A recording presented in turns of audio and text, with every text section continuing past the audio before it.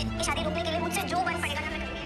मेरी आंखें बोल रही है, हम तो नहीं बोलते। क्या चाह रहा है? कोई अमीरा को बुलाओ, अपने अमीरा भाभी को लेकर पता नहीं कहां चले गए, कहीं दोनों साथ में तो नहीं है। सीरियल ये रिश्ता कहलाता है आने वाले एपिसोड होने वाले हैं धमाकेदार। जी हाँ दोस्तों, आने वाले एपिसोड में आप लोग देखने वाले हैं कि चाची साहब बिरा से कहती है तुम कितनी सुंदर दिख रही हो, तो इतनी देर में मनीषा से कहती है कि तुम्हारे पास अब भी वक्त है। अभी मैं कहती हूँ तुम मना कर दो शादी के लिए और रुक जाओ।